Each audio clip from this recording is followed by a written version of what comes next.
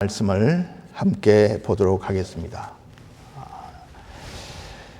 구약성경 이사야 40장 1절에서 11절 말씀입니다. 다 일어나셔서 함께 하나님의 말씀을 합독하겠습니다. 이사야 40장 1절에서 11절입니다. 함께 합독하겠습니다. 시작. 너희의 하나님이 이르시되 너희는 위로하라. 내 백성을 위로하라. 너희는 예루살렘의 마음에 닿도록 말하며 그것에게 외치라. 그 노역의 때가 끝났고 그 죄악이 사함을 받았느니라. 그의 모든 죄로 말미암아 여호와의 손에서 벌을 배나 받았느니라 할지니라 하시니라. 외치는 자의 소리여 이르되 너희는 광야에서 여호와의 길을 예비하라. 사막에서 우리 하나님의 대로를 평탄하게 하라. 골짜기마다 도두어지며 산마다 언덕마다 낮아지며 고르지 아니한 곳이 평탄하게 되며 험한 곳이 평지가 될 것이요 여호와의 영광이 나타나고 모든 육체가 그것을 함께 보리라. 이는 여호와의 입이 말씀하셨느니라. 말하는 자의 소리여 이르되 외치라. 대답하되 내가 무엇이라 외치리까 하니 이르되 모든 육체는 풀이요 그의 모든 아름다움은 들의 꽃과 같으니 풀은 마르고 꽃이 시들면 여호와의 기운이 그 위에 불미라. 이 백성은 실로 풀이로다. 풀은 마르고 꽃은 시드니 우리 하나님의 말씀은 영원히 서리라 하라. 아름다운 소식을 전하는 시온의 자여 너는 높은 산에 오르라. 아름다운 소식을 예루살렘에 전하는 자여 너는 힘써 소리를 높이라. 두려워하지 말고 소리를 높여 유다의 성읍들에게 이르기를 너희의 하나님을 보라 하라. 보라, 주 여호와께서 장차 강한 자로 임하실 것이요 친히 그의 팔로 다스리실 것이라. 보라, 상급이 그에게 있고 보응이 그의 앞에 있으며 그는 목자같이 양떼를 먹이시며 어린 양을 그 팔로 모아 품에 안으시며 젖먹이는 암컷들을 온순히 인도하시리로다. 아멘. 오늘 우리에게 주신 말씀을 가지고 내 백성을 위로하라 하는 제목으로 하나님의 말씀을 나누겠습니다. 우리는 지금 어디에서나 어떤 모임이나 어떤 상황 속에서도 코비드-19이라고 하는 것과 떨어질 수 없는 현실 속에 살고 있습니다. 코로나로 말미암아 전 세계가 한두 나라가 아니고 한두 지역이 아니고 전 세계가 이 역병으로 인해서 당황하고 있고 어려움을 겪고 있습니다. 전 세계 확진자가 3천만 명이 넘었습니다. 사망자가 100만 명에 육박하고 있습니다. 우리가 살고 있는 미국은 700만 명이 확진이 되었고 20만 명의 사망자가 넘었습니다. 이번에 있는 코비드-19의 코로나 바이러스의 특징이 전파력이 아주 강하다는 것이 특징입니다. 전파력이 강하다. 그래서 한국의 보도 가운데 보면 택시를 탔는데 기사도 마스크를 쓰고 승객도 마스크를 쓰고 한 2, 3번 정도밖에 같은 공간이 있지 않았는데 전염이 됐다. 이런 보도들도 있습니다. 전파력이 굉장히 강합니다. 반면에 치사율은 낮습니다. 다른 전염병에 비해서 이 코로나 바이러스의 치사율이 낮다. 그런 보고를 하고 있습니다. 그래서 사실은 이 정책이 혼란스러운 것이죠. 치사율이 높으면 무조건 닫고 무조건 제한해버리면 되는데 이 전파력은 빨리 되고 많이 강한데 치사율이 낮으니까 전파 돼도 죽는 사람 별로 없다. 독감에 죽는 사람이나 코로나 바이러스에 죽는 사람이나 별반 차이 없다. 이러면서 또 젊은 사람들은 정상이 별로 나타나지 않고 어려움을 많이 겪지 않으니까 그냥 방지하지 않는, 노력을 하지 않는 사람들이 있고, 이래서 전파력은 계속해서 확산되고 있습니다. 그래서 코로나 사태로 인해서 많은 신조어들이 생겼죠. 언택트 상황이다. 그러니까 얼굴과 얼굴을 대면하지 않고 살아가는 그런 시대다. 그렇게 말하고 있고, 코로나 전과 코로나 이후는 전혀 다른 세상이다라고 모든 사람들이 말합니다. 그래서 전에는 코로나 이후의 세계, 포스트 코로나 그런 말을 많이 썼지만 요즘은 포스트 코로나보다도 위드 코로나, 코로나와 함께 살아가는 법을 배워야 된다. 이런 이야기들을 하고 있습니다. 이게 2, 3개월이면 끝날 것이라고 생각했는데 벌써 7개월 이상 이렇게 진행되다 보니까 많은 사람들이 코로나로 인하여 우울증이나 또 여러 가지 어려움들을 하수하는 사람들이 생겼습니다. 그래서 요즘 코로나 블루라고 하는 그런 신조어도 만들어지고 있습니다. 그 결과로 인해서 비즈니스가 제한을 받게 되고 사람들의 이동이 줄어들게 되고 서로 대면하지 못하게 되고 하다 보니까 미국의 경제는 굉장히 곤두박질 치고 있습니다. 언제쯤 일상을 회복할까에 대해서 아무도 정확한 답을 해줄 수 없는 상황입니다. 지난 11일 날 앤소니 파우치, 우리 미국의 이 코로나 사태에서 가장 인정받고 권위자라고 말할 수 있는 앤소니 파우치, 국립보건원의 전염병 연구소장이죠. MBC에서 인터뷰를 했는데 이런 이야기를 했습니다. 올해 말이나 내년 초에는 백신이 나올 것으로 확신한다. 그렇지만 올해 연말에 신종 코로나 바이러스 감염병의 백신이 출시된다 할지라도 코로나19 이전에 정상적인 일상으로 돌아가는 것은 내년 말은 되어야 가능하다. 그런 이야기를 했습니다. 그러니까 백신이 올 연말에 나오고 내년 초쯤에서 백신 접종이 시작이 된다 할지라도 정상적인 활동을 하려면 내년 말 앞으로 1년은 더 기다려야 된다 하는 것이 가장 권위 있는 전문가가 내리고 있는 진단입니다. 교회는 지난 3월부터 미국 같은 경우는 3월부터 지금까지 오픈하지 못하고 온라인으로 예배드리는 교회 6개월 동안 한 번도 예배를 드리지 못한 교회들도 수없이 미국에 많이 있습니다. 미국에 새들어 예배를 드리고 있는 많은 한인교회들은 미국 교회가 오픈을 하지 않아서 자기들도 예배를 드리지 못한다고 하는 교회들도 많이 있습니다. 물론 한국의 대형 교회들을, 미국도 마찬가지지만 대형 교회들은 예배당 한 곳에 다 인원을 수용하지 못해서 별관에 가서 예배드리거나 또 지교회를 세우거나 이러면 목사가 A라는 곳에 설교하면 B, C라는 지교회에서는 방송으로 온라인으로 예배를 드렸던 적이 있습니다. 그것은 이미 대형 교회에서는 온라인 예배를 드렸죠. 그게 예배냐 아니냐 하는데 시비가 많았습니다. 그러나 요즘은 온라인 예배가 정상적인 예배냐 아니냐에 대해서 시비하는 사람은 아무도 없습니다. 그러니까 어떤 면에서는 이 신학이라고 하는 것도 상황에 대하여 상황을 따라서 해석이 달라질 수 있다 하는 것을 보여주는 것이죠. 약한 교회들은, 작은 교회들은 겨우 유튜브를 통해서 이제 겨우 방송을 시작했는데 이렇게 온라인 예배가 계속되어 가면 많은 교회들은 이런 고민을 합니다. 교인들이 온라인 예배를 마치게 되어졌을 때 예배가 교회당으로 돌아가는 예배가 시작이 되어졌을 때 교회로 돌아올 것인가 하는 데 대해서 많은 염려를 하고 있는 것이 사실입니다.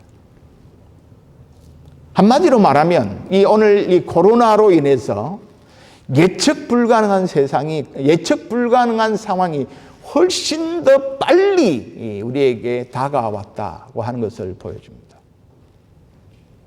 IT 4차 산업 시대가 우리가 생각했던 것보다 훨씬 빨리 우리 앞에 다가온 상황입니다. 불확실성이 더욱더 정대된 상황이죠. 그래서 우리 아이들이 살아가는 세상과 지금 우리가 살았던 세상은 전혀 다른 세상을 살게 될 것입니다. 그러니까 지금 우리가 살고 있는 시대는 우리의 부모님들 60, 90, 거의 100세가 다 되는 그런 시대에 살았던 사람들은 농경사회 1차, 2차 산업사회에 살았고 우리는 3차, 2차, 3차 산업사회에 살았다면 우리의 자녀들은 4차 산업사회에 삽니다.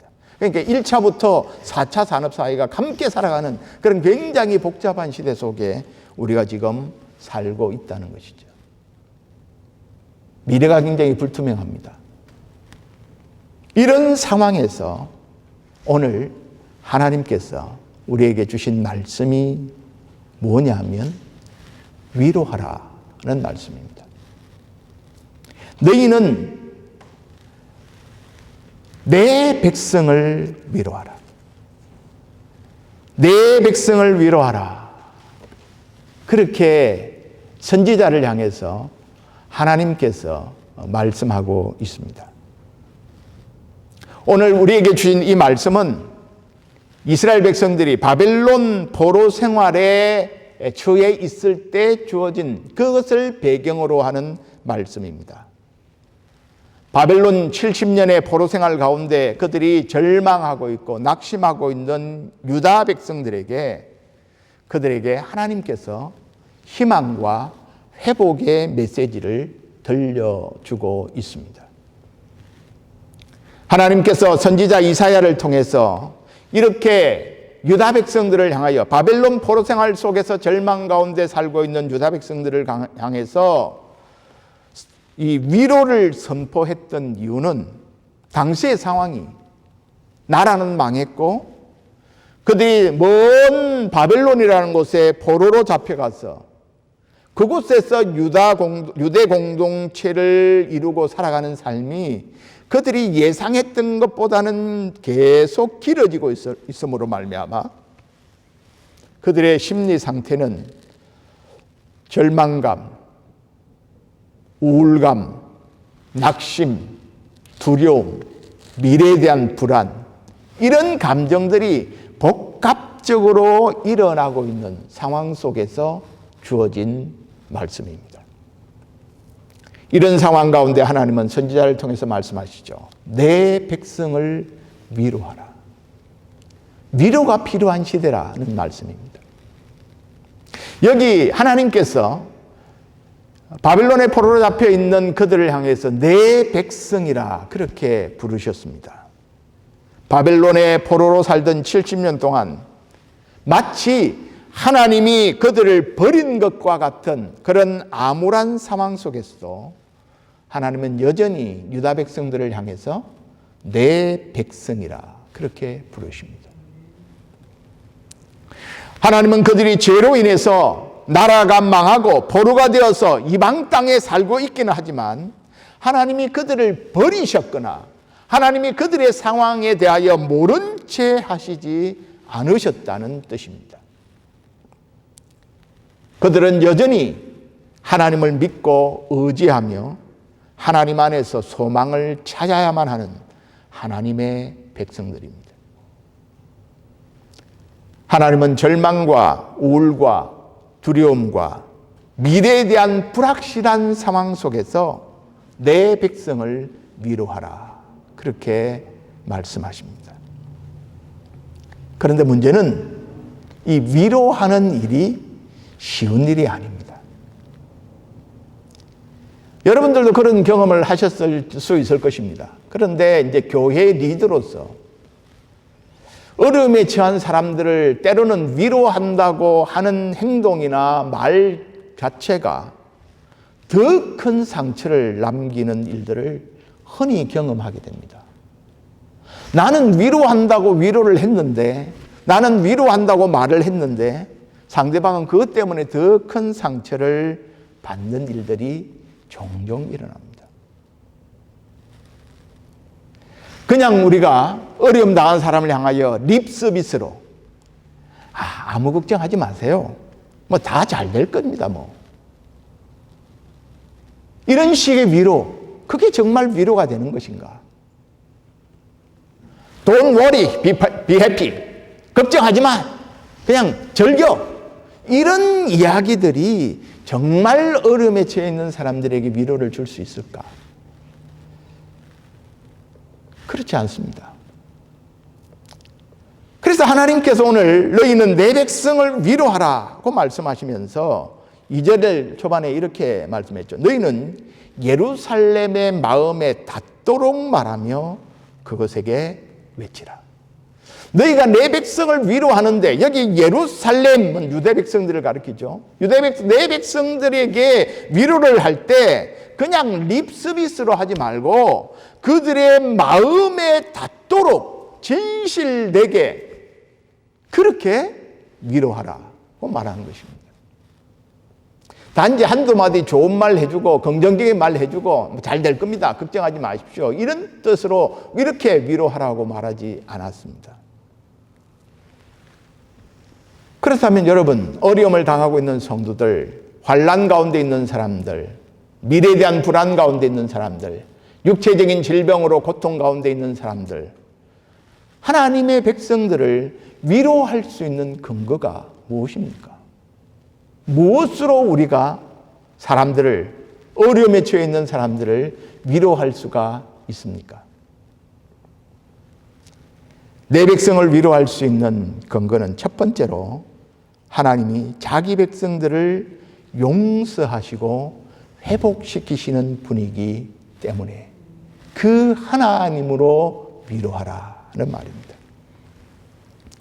바벨론의 포로로 잡혀있는 시온 백성들을 향한 두 가지 위로의 요소를 말씀하고 있죠.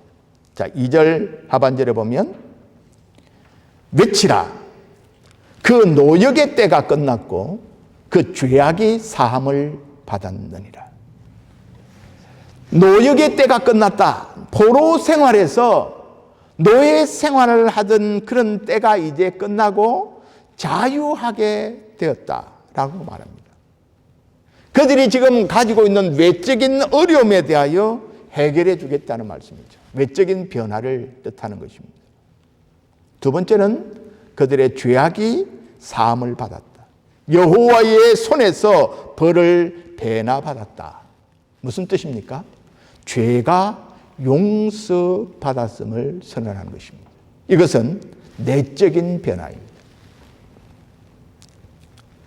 주의 백성들은 이제 포로 상태에서 노임을 받을 때 삶의 극적인 위로를 경험하게 됩니다. 지금 포로된 그들은 범죄함으로 말미암아 하나님의 심판으로 말미암아서 이방의 포로가 되었죠.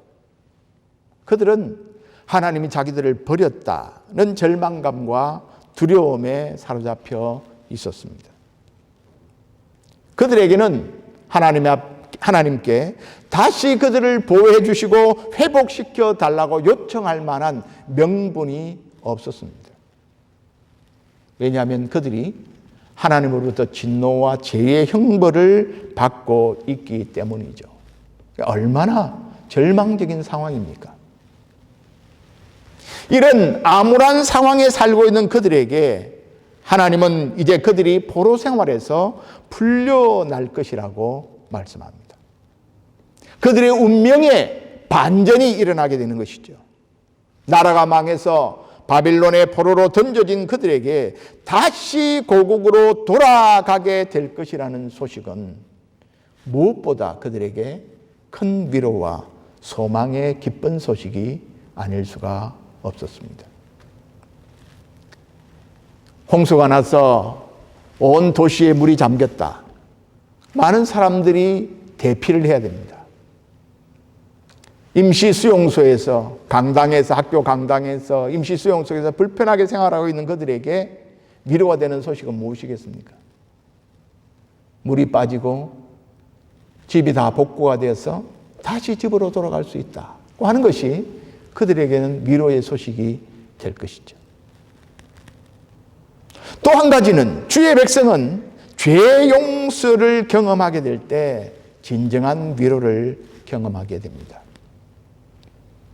이사야 1장에서 39장까지에서 이사야 선지자는 이스라엘의 범죄와 패역함의 결과로 하나님의 심판과 진노를 자초했다고 그렇게 고발하고 있습니다.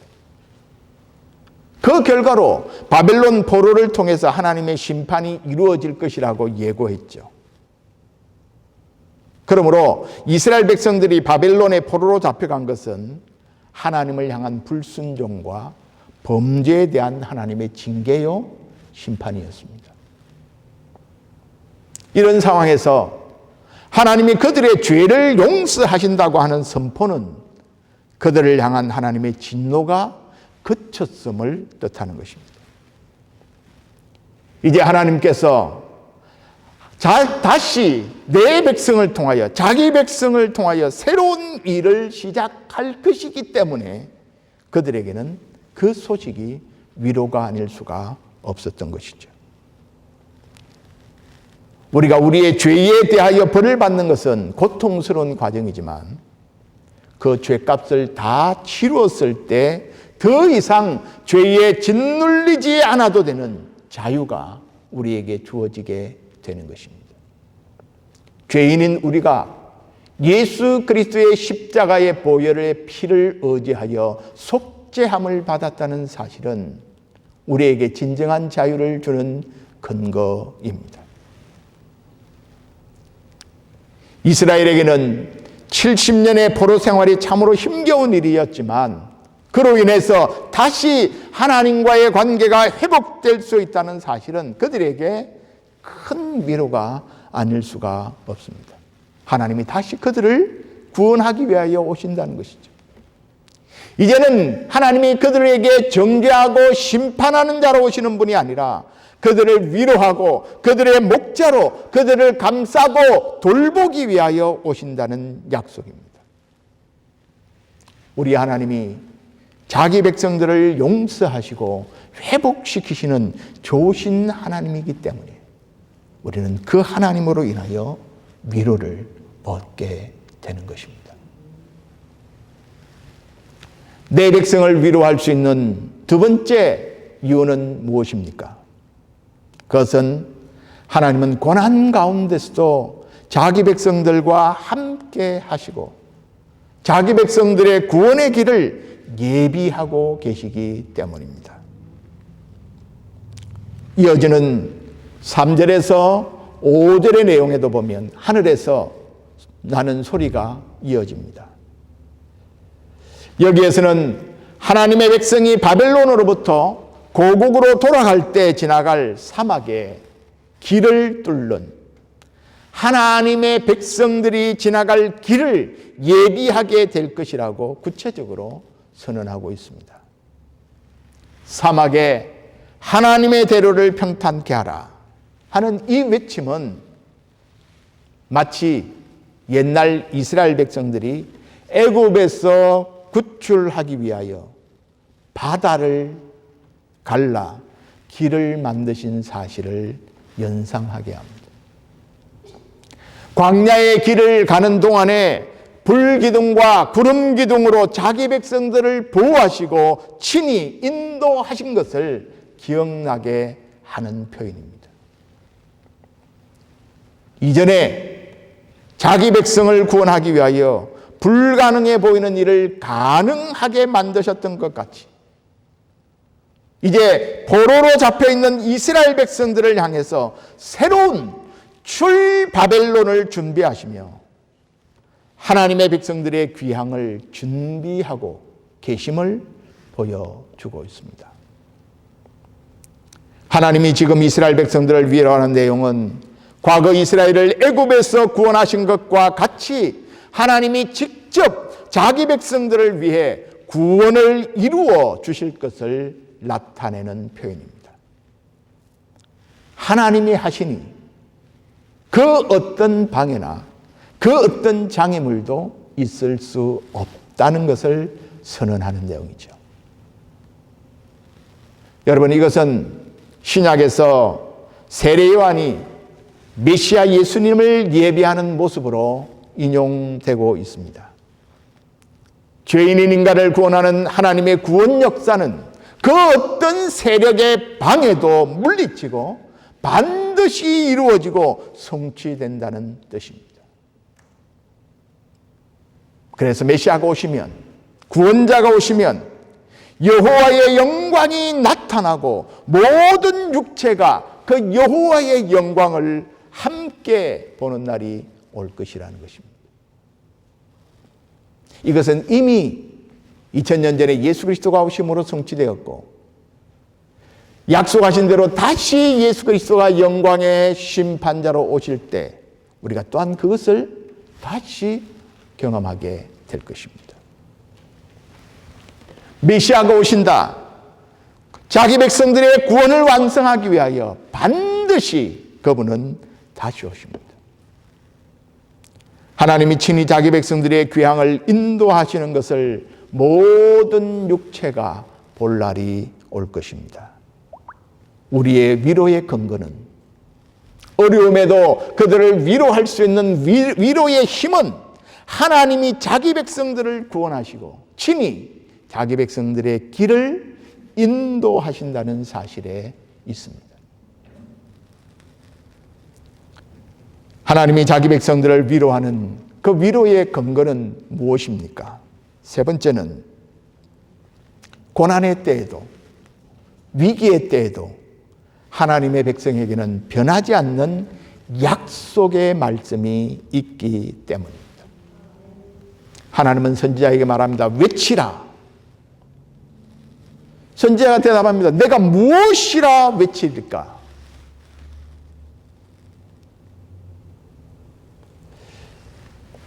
이르되 모든 육체는 풀이요 그의 모든 아름다움은 들의 꽃과 같으니 풀은 마르고 꽃은 시듬은 여호와의 기운이 그 위에 불미라. 이 백성은 실로 풀이로다.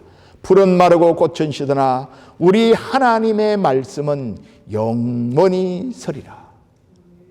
이것을 외치라는. 풀은 마르고 꽃은 시듭니다. 여기서 풀과 꽃은 세상에 사는 모든 인생을 비유한 것입니다. 유대 백성은 물론이고 그들을 지배하고 있는 바벨론 사람들도 다 포함합니다. 이 풀에, 이 인생에 하나님의 기운이 불면 모든 풀은 다 시들고 마를 수밖에 없다는 것입니다. 뭘 말합니까? 인간의 연약성과 인간의 한계를 뜻하는 것이죠.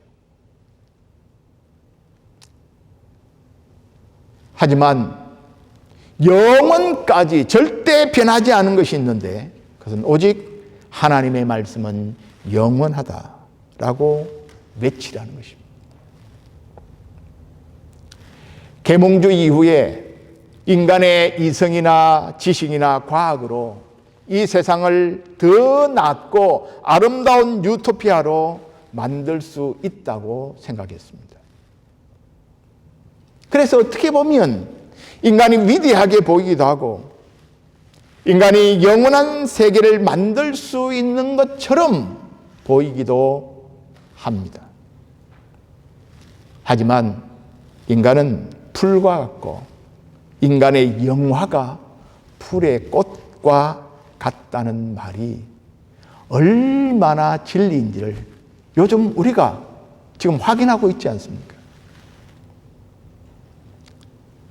세계를 지배하고 있다고 하는 최강대국들이, 가장 선진국들이 눈에 보이는 바이러스 하나를 대처하지 못하고 전전긍긍하는 것을 보아서 인간이 얼마나 연약한 존재인가를 보여주고 있지 않습니까? 여러분, 우리는 변하는 것과 변하지 않는 것을 구별할 수 있어야 합니다. 우리 인간은 바뀌고 인간은 변합니다. 인간을 통해 만들어진 모든 것도 변합니다. 인간이 만드는 모든 것은 장점도 있지만 약점도 갖고 있습니다. 하나님께 속한 것만이 영원합니다. 하나님 자신이 영원하시고 하나님의 말씀이 영원하시고 하나님이 통치하는 하나님의 나라가 영원합니다. 이 세상의 모든 것들은 변하고 바뀌지만 하나님의 말씀과 하나님의 나라는 영원합니다. 이스라엘을 집어삼킨 나라가 어디입니까? 아수르죠. 아수르의 영광이 수백 년, 수천 년을 갈 것이라고 생각했습니다. 영원할 것이라고 생각했습니다. 하지만 아수르는 유다를 집어삼킨 바벨론이라는 나라에 망해버리고 맙니다. 바벨론은 영원합니까? 그렇지 않습니다. 바벨론의 운명도 이제 머지않아 페르시아의 등장으로 바벨론의 운명도 끝이 납니다. 지금 포로로 잡혀가 있는 이스라엘 백성들은 그 역사적인 과정을 지켜보고 있습니다. 그러니 세상의 권력과 부와 명성이 얼마나 덧없는 것인가 하는 것을 그들이 보고 있는 것이죠. 바벨론 제국이 망하고 페르시아가 패권을 잡는 역사적인 소용돌이 배후에 세상을 통치하시고 다스리시는 분이 하나님이라는 것을 그들이 볼 수 있어야만 했습니다. 그것을 외치라는 것입니다. 포로기 백성들에게 그들의 좌절의 상황에서 벗어날 수 있는 유일한 희망은 권력 있는 바벨론이나 새로운 신흥 강대국인 페르시아가 아니라 결코 변치 않는 하나님의 말씀을 믿고 의지하는 길이라고 외치라. 하나님은 선지자에게 말씀하십니다. 시편 22편 22절에 보면 너희는 인생을 의지하지 말라. 그의 호흡은 코에 있나니 새말 가치가 어디 있느냐. 우리 인생 자랑할 것이 없습니다. 우리가 절망적인 상황에서 희망을 볼 수 없는 상황에서 예측할 수 없는 불확실한 상황 속에서도 우리가 붙들 수 있는 것은 변하지 않는 하나님의 약속의 말씀입니다. 변하는 세상에서 변하지 않는 하나님과 하나님의 약속의 말씀만이 우리의 진정한 위로가 되는 것이죠. 내 백성을 위로할 수 있는 근거는 마지막으로 네 번째, 진정한 위로는 영광의 왕이 오신다는 소식에 있습니다. 왕의 입성을 알리라고 말합니다. 자, 오늘 9절과 10절을 같이, 9절에서 11절을 같이 읽겠습니다. 시작. 아름다운 소식을 시온에 전하는 자여, 너는 높은 산에 오르라. 아름다운 소식을 예루살렘에 전하는 자여, 너는 힘써 소리를 높이라. 두려워하지 말고 소리를 높여 유다의 성읍들에게 이르기를 너희의 하나님을 보라 하라.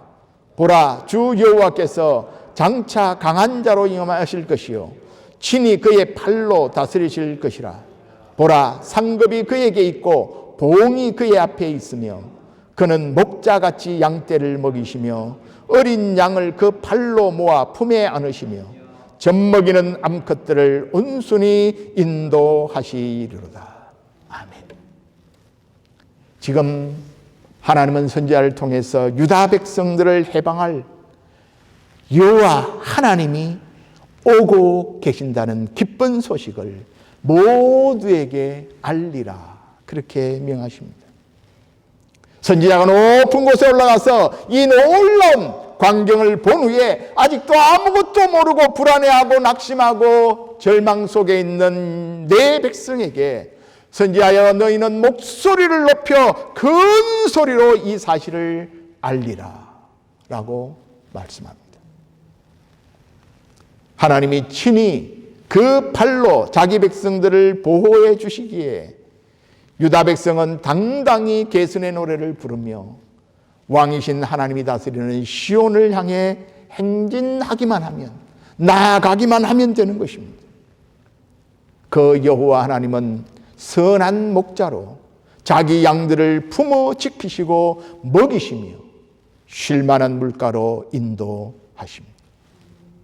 선한 목자의 돌봄을 받는 양은 부족함이 없는 안식, 평안을 그는 보장받게 되는 것입니다. 바벨론이 망하고 페르시아가 일어나는 그 역사적 소용돌이 배후에 하나님이 계신다는 것입니다. 하나님이 지금 역사를 움직이고 계신다는 것입니다. 그것을 보라는 것입니다. 그것이 유다 백성들이 지금 절망 가운데 보아야 할 진실이라는 것입니다.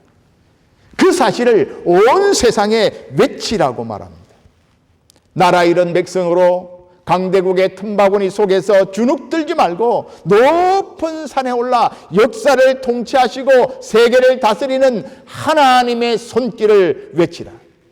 역사를 주관하시는 하나님을 보라. 하나님이 여기 내 백성들 가운데 있노라. 그것이 하나님께서 이사야 선지자에게 외치라고 하신 말씀입니다.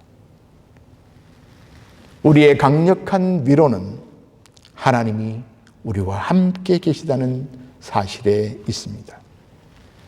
여러분, 하나님이 우리와 함께 계신다는 이 사실을 오해하면 안 됩니다. 모든 것이 내가 원하는 대로 된다는 의미는 아닙니다. 여러분, 하나님이 함께 하시는 것이 형통의 비결이죠. 형통의 비결이 무엇인지 우리는 요셉의 생애를 통해서 알 수 있습니다. 요셉이 팔려가는 것도, 요셉이 보디발의 집에서 생활하는 것도, 모함을 당해서 감옥에 가는 것도 성경에 보면 다 뭐라고 말합니까? 요셉이 형통했다고 말합니다. 감옥에 가는 게 형통입니까? 아버지로부터 강제적으로 20몇 명 당해서 집에서 팔려서 왜 다른 나라로 쫓겨가는 것이, 팔려가는 게 그게 형통입니까? 우리는 그걸 형통이라고 보지 않습니다. 그런데 그 일 때문에 요셉은 애굽의 총리가 되고 7년 흉년이 들었을 때 자기 백성들을 구원하는 구원자가 됩니다. 여러분, 이것을 성경은 형통이라고 말합니다. 하나님이 함께 하시는 일입니다.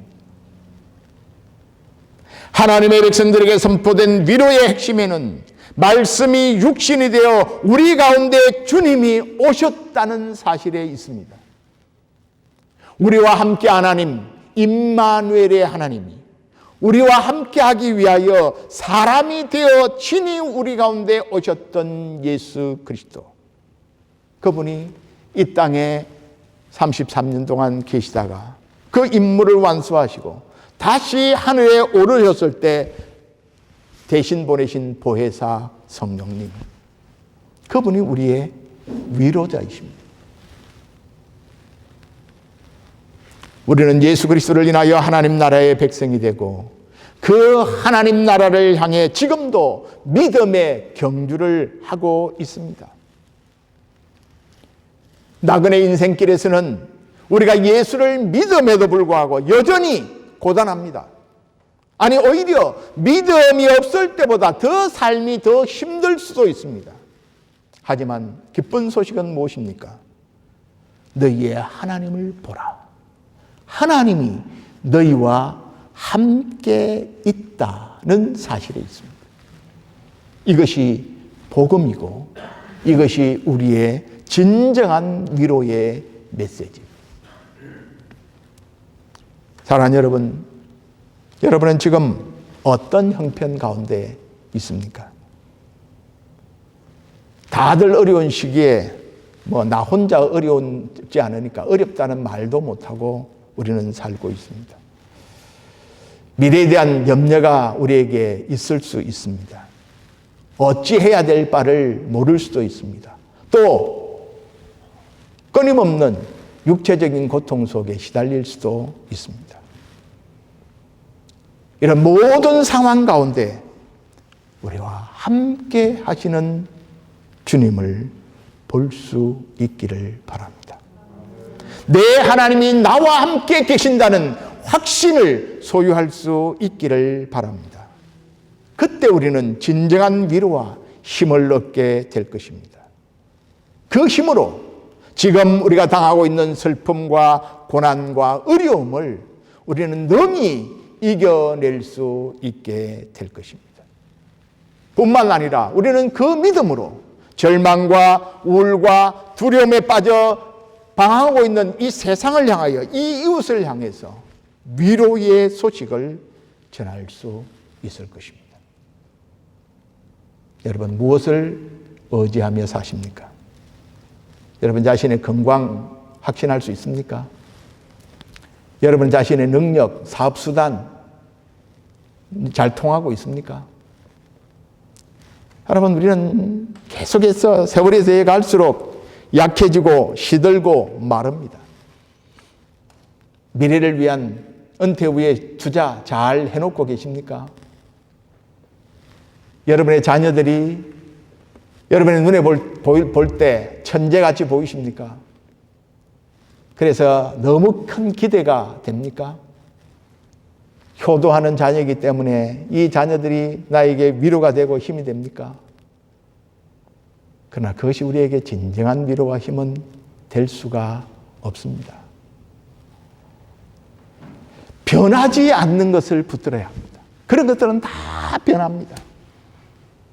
변하지 않는 것이 무엇입니까? 하나님의 약속, 하나님의 진리의 말씀, 그 하나님이 나와 함께 계시는 선하신 분이라는 사실입니다. 여호와는 나의 목자시니 내가 부족함이 없으리로다. 여호와가 나의 목자이시면 그분이 나를 돌보시고 내가 그분의 품 안에 있고 그분이 나를 보호하고 있다면 나는 부족할 것이 없습니다. 라는 고백이 우리의 고백이 되기를 바랍니다. 2, 3개월이면 지날 줄 알았던 코로나 바이러스 사태가 7개월째 계속되고 있습니다. 내년 이맘때까지는 어려움을 겪어야 한다고 전문가들도 말합니다. 백신이 개발되었다는 것이 우리에게 기쁜 소식일 수 있습니다. 그런데 통계해 보니까 백신이 나오면 백신을 맞겠다고 하는 사람이 50%밖에 되지 않더라고요. 믿을 수 없다는 것이죠. 여러분 우리 그 독감 바이러스 백신들도 개발됐는데 여러분 20년 이상이 걸렸습니다. 지금도 그 바이러스 백신도 60% 정도밖에 효력을 발휘하지 못합니다. 그러니까 우리가 백신을 마음 놓고 맞을 수 있는 상황이 아니죠. 그래도 맞아야 될 때가 되면 맞아야 되겠지만 좋은 백신이 개발돼서 코로나 바이러스를 잘 물리쳤다 해서 또 다른 바이러스가 언젠가 또 우리에게 찾아올 것입니다. 사회적 거리두기 때문에 경기가 침체되고 성도들의 삶이 더 힘들어져 가고 있습니다.